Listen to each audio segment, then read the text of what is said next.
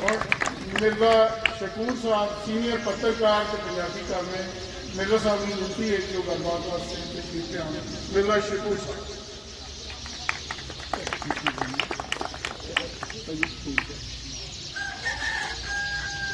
अस्सलाम वालेकुम जी। सैयद फूल शाह साहब जिमें वो पंजाबी बोलते सन तो बिनती मतलब पहली बार मैं लफ्ज़ सुनिया है। तो मैनू अल्लाह के फजल करम नाल बहुत जगह से मौका मिले मैं पंजाबी बोलना सरकारी मीटिंगों के ना सिर्फ पाकिस्तान पंजाब तो बाहर हुई तो फिर कितने उर्दू बोलनी पवे तो अक्सर दरियार साहब जी दसते सन बोलते फिर मुँह ढीला करके बोलनी पैती है। लेकिन सरकारी मीटिंग मैं पंजाबी बोलता सी। फिर मैनू मौका मिले अमेरिका में भी जाके मैं उत्थे पंजाबी बोल रहा था। फिर मैं स्विट्जरलैंड गया तो ILO की जनरल असैंबली के बाद कोई प्रोग्राम से मैं पंजाबी बोल रहा था। जिन्हें जिन्हें तर्जुमा करना होंगे कर लिया मैं मैंने कोई इतराज नहीं होंगे। पर अज मेरे लिए जरा मुश्किल जहा है बोलना। अरशद दरियार साहब ने गल की कि इतने दानिश मौजूद है। मतलब इतने जिन्हें पग्गां पाइया ने ना वो सिर्फ पग्गां नहीं है, उन्होंने कोल इलम भी बड़ा है, उन्होंने कोल तजर्बा भी बड़ा है। तो मैनू झाका लगता पाया उन्होंने सामने कोई गुफ्तगू करदे होए कोई गलती ना हो जाए कि जे है ना फड़ लिया ना फिर छुड़ाना किसी ने नहीं है। क्यों नहीं बरियार साहब? क्योंकि जिन्नी जिन्नी दानिश पिंडा है वो शहरों नहीं है। मैं ताहिर बाजवा साहब का शुक्रिया अदा इस वाले नाते करना कि उन्होंने पंजाबी के हवाले नाल अपने उस खिते दे प्रोग्राम किया जिस खिते ने दुनिया में जंगे अजीम दूसरी के बाद भारतीय सुरमावां का जिमें मुकाबला करके उन्होंने अखिर नसाया सी उत्थे एहतमाम करके बहुत बड़ी गल की। लेकिन मेरे वास्ते एक होर भी गल है। मैं चूंकि लोहार तरहान हाँ तो मैं तस्वीर तकदा सा पाया कि किहड़े किहड़े लोग किहड़े किहड़े किरदार ने जिन्होंने इस तस्वीर में पाए हैं। इतफाक नाल मेरे दादा जी का काम जोड़ा सी वो तरखान सन चुके तो उन्होंने काम भी दसिया तो मैं इन्होंने भी शुक्रिया अदा करना क्योंकि मैंने इंज लगता सी कि इन्होंने पता सी कि शकूर पिंडे ने आना तो मैं कोई ऐसी तस्वीर जरूर दसा जिसे वो कह सके कि मेरी अपनी हैगी है। गल सी माँ बोली की। अरशद दरियार साहब गल करते सन कि मेरा बच्चा जोड़ा है 8वीं में मतलब हूँ 8वीं में छोटा बच्चा है। इतने शाह साहब ने गल की थी कि अपने तो इब्तदा करने की जरूरत हैगी। मेरे माशाअल्लाह 3 बच्चे ने, तीनों बच्चों को मेरी बीवी एजुकेशन मतलब डिप्टी एजुकेशन अफसर के तौर पर रिटायर हुई है।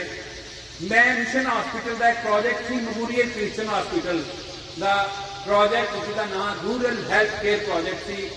ਉਹਦੇ ਸਾਬਕ ਸੁਪਰਿੰਟੈਂਡੈਂਟ बैठे हुए हैं साढ़े को, साबक MPA भी है ने और साढ़े गैर मुस्लिम ਜਿਹੜੇ पाकिस्तानी ने उन्होंने नुमाइंदगी करते हैं जनाब जुल्फकार वाली साहब। उत्थे असीं गए था तो उन्होंने कहा जी मावां नूं अपना दुध पिलाना चाहिए बच्चों ने। वो कहते सन कि ब्रैस्ट फीडिंग नाल अपना दुध पिलाने नाल बच्चे जिहड़े ने ना सेहतमंद होंदे ने। तो मैं उन्होंने कहा सी कि कुरान पाक दे विच हैगा कि बच्चे 2 साल और बेटी 2.5 साल दुध पिलाना चाहिए। तो मैं अपनी बीवी को कहा जो मर्जी है नौकरी करनी है जो मर्जी करना है रोजे रखने ने भावें जो मर्जी काम है बच्चों अपना दुध पिलाना है। तो 2-2 साल उन्होंने दुध पिलाया सी। एक गल फिर थी कि बच्चों को जुबान कड़ी सिखानी है। मैं क्या पंजाबी सिखानी है। मेरे बच्चे अल्लाह के फजल करम नाल अरशद दरियार साहब दोस्त ने बिगड़ना सी उन्होंने घर गए था। तीनों बच्चे मेरे जो ठेठ पंजाबी बोलते हैं। जो उर्दू बोलनी है जो भी बहुत अच्छी बोलनी है तो जो अंग्रेजी बोलनी है जो भी बहुत अच्छी बोलनी है। मेरा एक बच्चा है मैं चूंकि तालीम के हवाले नाल भी काम करता सी तो उस बच्चे को 7वीं में उन्हें स्कूल छड्ड दिता सी। कहता स्कूल जाना वक्त जाया करना है। मेरी जी बीवी एजुकेशन डिप्टी एजुकेशन अफसर है वो कहती है की करना पे मैं कहूँ करन दे जो करना है। मेरे घर एक अमरीकन आए जो 90 साल की उम्र मुसलमान हो गए हैं। सेंट क्लेयर उन्होंने नाम है बहुत बड़े दानशवर ने और उन्होंने कायदे आजम के बाद जी गल दसी थी मैं पहली बारी सुनी थी। अच्छा उन्होंने दसिया मैं क्या जनाब यह बच्चा मेरा है कहता जी वो कहता यार ठीक कहता है।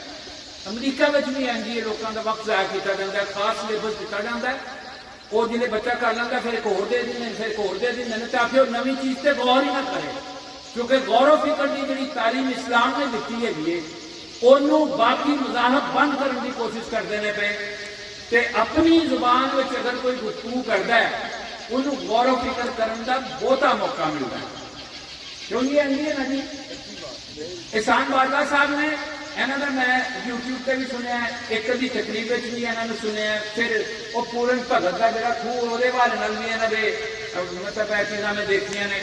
ਇਹ ਬਹੁਤ ਵੱਡੀ ਸ਼ਖਸੀਅਤ ਹੈਗੇ ਨੇ, ਇਹ ਸਾਡੇ ਸਾਰਿਆਂ ਵਾਸਤੇ ਬਹੁਤ ਹੀ ਕਾਬਲੇ ਮਿਸਾਲ ਸ਼ਖਸੀਅਤ ਹੈਗੇ ਨੇ। ਲੇਕਿਨ ਇਹਦੇ ਨਾਲ ਬਾਕੀ ਜਿਹੜੀ ਸ਼ਖਸੀਅਤ ਬੈਠੀਆਂ ਨੇ ਉਹ ਵੀ ਤੇ ਸਟੇਜ ਤੇ ਅੰਤ ਤੇ ਨਹੀਂ ਨਾ ਆਈਆਂ, ਉਹਨਾਂ ਵੀ ਤੇ ਕੋਈ ਆਪਣਾ ਆਪਣਾ ਕੋਈ ਨਾ ਕੋਈ ਕਿਰਦਾਰ ਅਦਾ ਕੀਤਾ ਹੈ, ਜਿਹਦੀ ਬੁਨਿਆਦ ਤੇ ਮੈਂ ਜ਼ੁਲਫਕਾਰ ਗੌਰੀ ਸਾਹਿਬ ਦੇ ਹਵਾਲੇ ਨਾਲ, ਚੁੱਕੇ ਥੋੜੀ ਦੇਰ ਤੱਕ ਮੁਮਕਿਨ ਹੈ ਸਾਡੇ ਦੋਸਤ ਜਿਹੜੇ ਨੇ ਆਪਣਾ ਸਰਦਾਰ ਰਮੇਸ਼ ਸਿੰਘ ਅਰੋੜਾ ਸਾਹਿਬ ਜਿਹੜੇ ਨੇ ਕਰਤਾਰਪੁਰ ਦੇ ਜਿਹੜੇ ਮਤਵਲੀ ਨੇ, ਉਹਨਾਂ ਦੇ ਭਰਾ ਜਿਹੜੇ ਨੇ ਉਹ ਵੀ ਤਸ਼ਰੀਫ ਲਿਆਉਣਗੇ। ਮੇਰੀ ਜ਼ਿੰਮੇਵਾਰੀ ਲਾਈ ਸੀ ਬਾਜਵਾ ਸਾਹਿਬ ਨੇ ਕਿ ਅਸੀਂ ਮੁਸਲਮਾਨਾਂ ਨੂੰ ਇਕੱਠਿਆਂ ਕਰਨਾ ਹੈ, ਤੁਸੀਂ ਗੈਰ ਮੁਸਲਮਾਨਾਂ ਨੂੰ ਇਕੱਠਿਆਂ ਕਰਨਾ ਹੈ। ਕਿਉਂਕਿ ਜਿਵੇਂ ਅੱਜ ਗੱਲ ਹੋਈ ਸੀ 23 ਮਾਰਚ ਨੂੰ ਪਾਕਿਸਤਾਨ ਦੇ ਜਿਹੜੇ ਨੇ ਨਾ ਝੰਡੇ ਦੇ ਉੱਤੇ ਕਹਿੰਦੇ ਵੀ 3 ਹਿੱਸੇ ਆਪਣਾ ਹਰਾ ਰੰਗ ਦੇ ਤੇ ਇੱਕ ਹਿੱਸਾ ਜਿਹੜਾ ਨਾ ਉਹ ਸਫੇਦ ਰੰਗ ਦੇ। ਸਫੇਦ ਰੰਗ ਕਿਹਨਾਂ ਦਾ ਹੈ? ਅਸੀਂ ਅਕਲੀਅਤਾਂ ਕਹਿੰਦੇ ਹਾਂ, ਲੇਕਿਨ ਅਕਲੀਅਤ ਕਹਿਣਾ ਦਰੁਸਤ ਨਹੀਂ ਹੈਗਾ, ਕਿਉਂਕਿ ਅਕਲੀਅਤ ਕਹਿਣਾ ਦਰੁਸਤ ਨਹੀਂ। ਮੁਸਲਿਮ ਤੇ ਗੈਰ ਮੁਸਲਿਮ ਦੀ ਗੱਲ ਹੈ, ਔਰ ਪਾਕਿਸਤਾਨ ਦੋਨਾਂ ਵਾਸਤੇ ਕਾਇਦਾ ਨੇ ਬਣਾਇਆ ਸੀ, ਸਾਡੇ ਵਿੱਚ ਮੌਜੂਦ ਨੇ। ਉਹਨਾਂ ਦਾ ਖਾਸ ਤੌਰ ਤੇ ਮੈਂ ਸ਼ੁਕਰੀਆ ਅਦਾ ਕਰਨਾ ਕਿ ਉਹ ਵੀ ਇੱਥੇ ਤਸ਼ਰੀਫ ਲਿਆਏ ਨੇ। ਮਾਂ ਬੋਲੀ ਦੇ ਬਾਰੇ ਨਾਲ ਸਿੱਧੀ ਗੱਲ ਹੈ, ਮੈਂ ਪਿਛਲੇ ਦਿਨਾਂ ਕਿਤੇ ਫੰਕਸ਼ਨ ਸੀ ਕਿ ਉਹਦੇ ਵਿੱਚ ਮੈਂ ਗੱਲ ਕੀਤੀ ਸੀ ਕਿ ਇਸ ਮਾਂ ਬੋਲੀ ਦਾ ਸਤਿਆਨਾਸ਼ ਮਾਂ ਨੇ ਕੀਤਾ ਹੈ, ਔਰ ਅਸੀਂ ਉਸ ਮਾਂ ਨੂੰ ਕਦੀ ਨਹੀਂ ਕਿਹਾ ਹੈਗਾ ਕਿ ਤੂੰ ਆਪਣੀ ਜ਼ੁਬਾਨ ਨੂੰ ਖਤਮ ਕਰਨੀ ਪਈ ਹੈ ਤੇ ਤੇਰੇ ਨਾਲ ਹੋਣਾ ਕੀ ਹੈ। ਮਾਂ ਮਿਸਾਲ ਤੌਰ ਤੇ ਅੰਗਰੇਜ਼ੀ ਦਾ ਜਿਹੜਾ ਆਪਣਾ ਸਾਹਿਬ ਜੈਨ ਸਾਹਿਬ ਵੀ ਦੱਸਦੇ ਸਨ ਕਿ ਅੰਗਰੇਜ਼ੀ ਦੇ ਉਸਤਾਦ ਆ, ਉਹ ਤੂੰ ਹੈਂਡੀ ਵਾਸ਼ ਕਰ ਲੈ, ਤੂੰ ਹੈਂਡੀ ਵਾਸ਼ ਕਰ ਲੈ, ਉਹਨੂੰ ਕੀ ਸਮਝ ਲੈ।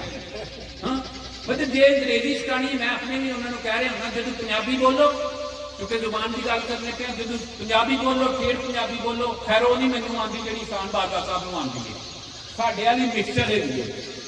ਲੇਕਿਨ ਜੇ ਉਰਦੂ ਬੋਲੋ ਤੇ ਫਿਰ ਪੂਰੀ ਤਰ੍ਹਾਂ ਉਰਦੂ ਬੋਲੋ, ਜੇ ਅੰਗਰੇਜ਼ੀ ਬੋਲੋ ਤੇ ਫਿਰ ਪੂਰੀ ਤਰ੍ਹਾਂ ਅੰਗਰੇਜ਼ੀ ਬੋਲੋ। ਬੱਚਿਆਂ ਨਾਲ ਇਹ ਪ੍ਰੈਕਟਿਸ ਕਰਨ ਦੀ ਜ਼ਰੂਰਤ ਹੈ, ਫਿਰ ਅਸੀਂ ਆਪਣੀ ਮਾਂ ਬੋਲੀ ਨੂੰ ਬਚਾ ਸਕਾਂਗੇ। ਬਦਕਿਸਮਤੀ ਹੈ ਕਿ ਸਿਆਲਕੋਟ ਦੇ ਫੈਸਲਾਬਾਦ ਦੇ ਅਬਦੁਲ ਰਾਈ ਸਾਹਿਬ ਸਨ ਐਮਪੀਏ, ਉਹਨਾਂ ਨੇ ਕਰਾਰਦਾਦ ਪੇਸ਼ ਕੀਤੀ ਸੀ ਪੰਜਾਬ ਅਸੈਂਬਲੀ ਵਿੱਚ ਕਿ ਜੀ ਇੱਥੇ ਪੰਜਾਬੀ ਦੀ ਜ਼ੁਬਾਨ ਹੋਣੀ ਚਾਹੀਦੀ ਹੈ। ਸਿਆਲਕੋਟ ਤੋਂ ਤਾਲੁਕ ਰੱਖਣ ਵਾਲੇ ਬਹੁਤ ਅੱਛੇ ਸਾਡੇ ਐਮਪੀਏ ਸਨ, ਫਿਰ ਵਜ਼ੀਰ ਵੀ ਬਣੇ ਸਨ, ਲੇਕਿਨ ਉਹਨਾਂ ਨੇ ਚੁੱਕ ਕੇ ਨਾ ਕੁਰਸੀ ਉਹਨਾਂ ਨੂੰ ਮਾਰੀ ਸੀ ਕਿ ਇਹ ਕੀ ਗੱਲ ਕਰਨਾ ਚਾਹੀਦਾ। ਇਹ ਕਿੰਨੀ ਵੱਡੀ ਜ਼ਿਆਦਤੀ ਸੀ, ਇਸ ਜ਼ਿਆਦਤੀ ਨੂੰ ਕੌਣ ਖਤਮ ਕਰੇਗਾ? ਇਹ ਤੇ ਐਵੇਂ ਚੁੱਕੇ ਆਲਮੀ ਸਤਹ ਤੇ ਜ਼ੁਬਾਨਾਂ ਦੀ ਗੱਲ 21 ਫਰਵਰੀ ਨੂੰ ਚੁੱਕੇ ਹੁੰਦੀ ਹੈ ਤੇ ਜ਼ੁਬਾਨ ਦੀ ਗੱਲ ਹੋਣਾ ਸ਼ੁਰੂ ਹੋਈ ਹੈ। ਲੇਕਿਨ ਜਿਵੇਂ ਸ਼ਾਹ ਸਾਹਿਬ ਵੀ ਕਹਿ ਰਹੇ ਸਨ ਕਿ ਸਾਨੂੰ ਬਾਕਾਇਦਾ ਕਰਾਰਦਾਦ ਪਾਸ ਕਰਨੀ ਚਾਹੀਦੀ ਹੈ। ਜਦੋਂ ਵੋਟ ਲੈਣ ਆਉਣ ਉਹਨਾਂ ਨੂੰ ਕਹੀਏ ਕਿ ਭਾਈ ਜੀ ਖੁਦਾ ਦਾ ਖੌਫ ਕਰੋ, ਪਹਿਲਾਂ ਆਪਣੀ ਮਾਂ ਬੋਲੀ ਨੂੰ ਤੇ ਰਾਜ ਕਰਵਾ ਲਓ, ਕਿਉਂਕਿ ਅਸੀਂ ਵੋਟ ਜਿਹੜੇ ਦਿੰਦੇ ਆ ਨਾ ਉਹ ਬਰਾਦਰੀ ਦੀ ਬੁਨਿਆਦ ਤੇ ਦੇ ਰਹੇ ਹੁੰਦੇ ਆ, ਕਿਸੇ ਅਹਿਮੀਅਤ ਦੇ ਬੁਨਿਆਦ ਤੇ ਨਹੀਂ ਦਿੰਦੇ, ਕਿਸੇ ਮਸਲੇ ਦੀ ਬੁਨਿਆਦ ਤੇ ਵੋਟ ਨਹੀਂ ਦਿੰਦੇ। ਤੇ ਕਿਆ ਅਸੀਂ ਸਾਰੇ ਅੱਜ ਜਿੰਨੇ ਵੀ ਬੈਠੇ ਆ, ਜਦੋਂ ਵੀ ਵੋਟ ਹੋਣ, ਵੋਟ ਲੈਣ, ਉਹ ਖਾਸ ਤੌਰ ਤੇ ਜਿਹੜੇ ਪੰਜਾਬ ਅਸੈਂਬਲੀ ਵਿੱਚ ਬੈਠੇ ਨੇ, ਕਿਉਂਕਿ ਉਹਨੇ ਹੀ ਜ਼ੁਬਾਨ ਨੂੰ ਰਾਈਜ਼ ਕਰਨਾ ਹੈਗਾ, ਤੇ ਕਿਆ ਅਸੀਂ ਉਹਨਾਂ ਨੂੰ ਕਵਾਂਗੇ ਸਾਰਿਆਂ ਨੂੰ ਕਿ ਨਹੀਂ? ਜੇ ਕਿ ਹੱਥ ਖੜੇ ਕਰ ਲੋਗੇ ਨਾ ਕਿ ਜਿਹੜੇ ਵੀ ਆਉਣਗੇ ਅਸੀਂ ਉਹਨਾਂ ਨੂੰ ਕਵਾਂਗੇ, ਫਿਰ ਤੇ ਅਸੀਂ ਸਮਝਾਂਗੇ ਕਿ ਤਾਹਿਰ ਬਾਜਵਾ ਸਾਹਿਬ ਦੀ ਅੱਜ ਵੀ ਇਸ ਬੈਠਕ ਦਾ ਕੋਈ ਮਕਸਦ ਨਿਕਲਿਆ ਹੈਗਾ। ਤੇ ਜੇ ਕੋਈ ਨਹੀਂ ਕਹਿਣਾ ਕਿਸੇ ਨੇ, ਮੈਨੂੰ ਪਤਾ ਹੈ ਹੱਥ ਕੋਈ ਕਿਸੇ ਨੇ ਖੜਾ ਕੀਤਾ, ਕਿਉਂਕਿ ਸਾਰੇ ਕਹਿਣਾ ਬਹੁਤ ਸ਼ੁਕਰੀਆ, ਬਹੁਤ ਸ਼ੁਕਰੀਆ, ਸਾਰੇ ਕਹਿਣਾ ਮੇਰੀ ਗਲੀ ਖਰਾਬ ਹੈਗੀ ਹੈ, ਮੈਨੂੰ ਗੈਸ ਨਹੀਂ ਲੱਗਦੀ ਪਈ, ਮੇਰੇ ਬਿਜਲੀ ਦਾ ਮਸਲਾ ਹੈਗਾ, ਲੇਕਿਨ ਕਿਸੇ ਨੇ ਕਹਿਣਾ ਮੇਰੀ ਮਾਂ ਬੋਲੀ ਖਤਮ ਹੁੰਦੀ ਪਈ ਹੈ। ਮਾਂ ਬੋਲੀ ਖਤਮ ਹੋਣ ਦੇ ਬਹੁਤ ਜ਼ਿਆਦਾ ਨੁਕਸਾਨਾਤ ਹੈਗੇ ਨੇ, ਮੈਂ ਤੁਹਾਨੂੰ ਦੱਸਾਂ, ਕਿਉਂਕਿ ਸਭ ਤੋਂ ਜ਼ਿਆਦਾ ਸਿੱਖਣ ਦਾ ਅਮਲ ਤੁਹਾਡੀ ਆਪਣੀ ਜ਼ੁਬਾਨ ਵਿੱਚ ਹੁੰਦਾ ਹੈ, ਤੇ ਜੇ ਉਸ ਜ਼ੁਬਾਨ ਨੂੰ ਤੁਸੀਂ ਰੋਕ ਲਵੋਗੇ ਤੇ ਚੀਜ਼ਾਂ ਖਰਾਬ ਹੋ ਜਾਣਗੀਆਂ। ਕਿਉਂਕਿ ਬਾਜਵਾ ਸਾਹਿਬ ਤੇ ਬਹਰਾਲ ਮੈਂ ਦੁਬਾਰਾ ਮੁਬਾਰਕਬਾਦ ਪੇਸ਼ ਕਰਨਾ ਤਾਹਿਰ ਬਾਜਵਾ ਸਾਹਿਬ ਨੂੰ, ਔਰ ਮਤਲਬ ਜੈਸੇ ਹੁਣ ਫੋਨ ਕਰ ਰਿਹਾ ਸੀ ਨਾ ਤੇ ਇੰਜ ਪੰਜਾਬੀ ਬੋਲਦੇ ਸਨ ਤੇ ਚੁੱਕੀ ਇਹਨਾਂ ਨੂੰ ਪੰਜਾਬੀ ਹੋਈ ਗਈ ਐ ਬਾਜਵਾ ਸਾਹਿਬ ਇਹਨਾਂ ਨੂੰ ਆਂਦੇ ਪੰਜਾਬੀ ਹੋਈ ਗਈ, ਇੰਜ ਦੀ ਗੁਫ਼ਤਗੂ ਕਰਦੇ ਸਨ ਤੇ ਮੈਨੂੰ ਸਮਝ ਨਹੀਂ ਸੀ ਆ ਰਹੀ। ਤੇ ਅੱਲਾਹ ਕਰੇ ਇਹ ਹੋਰ ਤਰੱਕੀ ਪੰਜਾਬੀ ਜ਼ੁਬਾਨ ਦੀ ਤਰੱਕੀ ਵਾਸਤੇ ਕੋਸ਼ਿਸ਼ ਕਰਨ ਔਰ ਅਸੀਂ ਸਾਰਿਆਂ ਦੇ ਨਾਲ ਆ ਲੇਕਿਨ ਸਾਰਿਆਂ ਨੇ ਇਸ ਜ਼ੁਬਾਨ ਨੂੰ ਜ਼ਿੰਦਾ ਰੱਖਣਾ ਹੈ ਜੇ ਅਸੀਂ ਆਪਣੀ ਜ਼ੁਬਾਨ ਨੂੰ ਜ਼ਿੰਦਾ ਰੱਖ ਲਵਾਂਗੇ ਤੇ ਮੁਮਕਿਨ ਹੈ ਅਸੀਂ ਵੀ ਜ਼ਿੰਦਾ ਹੋ ਜਾਈਏ ਔਰ ਪਾਕਿਸਤਾਨ ਨੂੰ ਜ਼ਿੰਦਾ ਪਾਕਿਸਤਾਨ ਨੇ ਅੱਜ ਕੱਲ੍ਹ ਇੱਕ ਮਜ਼ਮੂਨ ਲਿਖਣਾ ਪਿਆ ਕਿ ਕਾਇਦੇ ਆਜ਼ਮ ਦਾ ਦੌਰਾ ਹੈ ਸਿਆਲਕੋਟ ਉਸ ਕਾਇਦੇ ਆਜ਼ਮ ਦੇ ਦੌਰਾ ਸਿਆਲਕੋਟ ਵਿੱਚ ਜਿਹੜਾ ਇਜਲਾਸ 28 29 30 ਅਪ੍ਰੈਲ 1944 ਨੂੰ ਹੋਇਆ ਸੀ ਉਸ ਤੋਂ ਪਹਿਲਾਂ ਕਾਇਦੇ ਆਜ਼ਮ ਪਛਾਣ ਸਨ ਕਿ ਪੰਜਾਬ ਦੇ ਵਿੱਚ 1936 ਦੇ ਇੰਤਖਾਬਾਤ ਦੇ ਵਿੱਚ ਕੋਈ ਸੀਟ ਇੱਕ ਅੱਧੀ ਕੋ ਸੀਟ ਲੱਭੀ ਸੀ ਔਰ ਸਾਰੇ ਦੂਸਰੀਆਂ ਜਮਾਤਾਂ ਲੈ ਗਈਆਂ ਸਨ ਕਾਂਗਰਸ ਲੈ ਗਈ ਸੀ ਕੋਈ ਉਹ ਮਜਲਿਸ ਹਰਾਰ ਵਾਲੇ ਲੈ ਗਏ ਸਨ ਤੇ ਸਿਆਲਕੋਟ ਇੱਥੇ ਆਏ ਸਨ ਸਿਆਲਕੋਟ ਉਸ ਵੇਲੇ 10 ਬੰਦਿਆਂ ਨੇ ਯੂਨੀਅਨਿਸਟ ਪਾਰਟੀ ਜਿਹੜੀ ਹੈ ਉਹਦੇ ਤੋਂ ਮਤਲਬ ਛੱਡ ਕੇ ਉਹਨੂੰ ਤੇ ਮੁਸਲਿਮ ਲੀਗ ਨੂੰ ਜੁਆਇਨ ਕਰ ਲਿਆ ਸੀ ਉਹੋ ਹੀ ਪੈਗਾਮ ਪੂਰੇ ਦੁਨੀਆ 'ਚ ਗਿਆ ਸੀ ਉਹੋ ਹੀ ਪੈਗਾਮ ਪੂਰੇ ਖਿੱਤੇ 'ਚ ਗਿਆ ਸੀ ਤੇ 1945 ਦੇ 44 ਦੇ ਇਲੈਕਸ਼ਨ ਦੇ ਵਿੱਚ ਸਿਆਲਕੋਟ ਦੀਆਂ ਚਾਰੇ ਸੀਟਾਂ ਉਹ ਮੁਸਲਿਮ ਲੀਗ ਨੇ ਦਿੱਤੀਆਂ ਸਨ ਜਿਹਦੇ ਨਤੀਜੇ 'ਚ ਪਾਕਿਸਤਾਨ ਬਣਿਆ ਸੀ ਤੇ ਸਿਆਲਕੋਟ ਜਿਹੜਾ ਨਾ ਇਹਦਾ ਮੁਫੱਕਰ ਵੀ ਸਿਆਲਕੋਟ ਪਾਕਿਸਤਾਨ ਦਾ ਮੁਫੱਕਰ ਵੀ ਸਿਆਲਕੋਟ ਹੀ ਸੀ ਔਰ ਉਸ ਤੋਂ ਬਾਅਦ ਕੋਈ ਉਹਦਾ ਇਜਲਾਸ ਨਹੀਂ ਹੋਇਆ ਮਤਲਬ 3 ਸਾਲ ਸਵਾ 3 ਸਾਲ ਦੇ ਬਾਅਦ ਕੋਈ ਇਜਲਾਸ ਨਹੀਂ ਹੋਇਆ ਇੰਨਾ ਜੋਸ਼ ਜਜ਼ਬਾ ਸਿਆਲਕੋਟ ਦੇ ਲੋਕਾਂ ਦੇ ਦਿੱਤਾ ਸੀ ਕਿ ਪਾਕਿਸਤਾਨ ਬਣ ਗਿਆ ਤੇ ਪਾਕਿਸਤਾਨ